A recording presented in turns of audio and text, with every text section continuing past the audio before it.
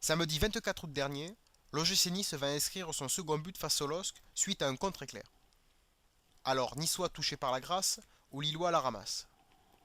Pour y répondre, il faut remonter au tout départ de l'action. Les Lillois sont présents en masse dans le camp niçois, avec les trois attaquants, l'arrière gauche, les deux milieux, Gay, axe gauche, et Balmont, axe droit. Gay anticipant la sortie de balle niçoise sort au pressing, mais Balmont, pourtant hors zone, fait de même, laissant alors Digard libre de tout marquage. Le Niçois réalise une superbe passe en une touche, éliminant ainsi les deux milieux lillois. C'est le point de départ d'un LOSC aux abois. Digard, lui, dont le marquage revenait à Balmont, poursuit sa remontée librement.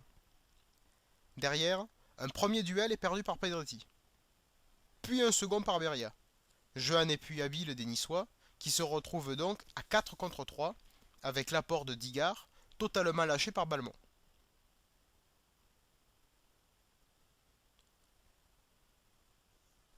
La ligne défensive lilloise, alors composée d'un latéral droit de 18 ans, de Franck Beria, habituel défenseur gauche, et de Rosenal, titulaire de fortune, se retrouve donc dans une situation compliquée. Dans ce genre de situation, l'objectif est simple. Il faut protéger l'axe ballon-gardien, soit le chemin le plus rapide pour marquer. Pour cela, il faut cadrer le porteur de balle avec le fameux recul-frein. Mais ici, l'axe en question n'est pas protégé. Les défenseurs lillois encadrant l'axial sont déportés par les appels niçois.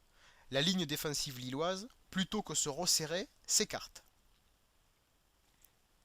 Pire encore, le latéral droit lillois, plutôt auteur d'un bon match au demeurant, va en dépit du bon sens jouer le hors-jeu en s'alignant sur Rosenal. Erreur impardonnable de jouer le hors-jeu dans une situation où le porteur de balle adverse n'est pas pressé. D'autant plus avec les espaces précédemment relevés au sein de la ligne défensive lilloise. Les angles de passe sont trop beaux pour des Niçois qui ne vont pas se manquer, concluant remarquablement cette contre-attaque d'école.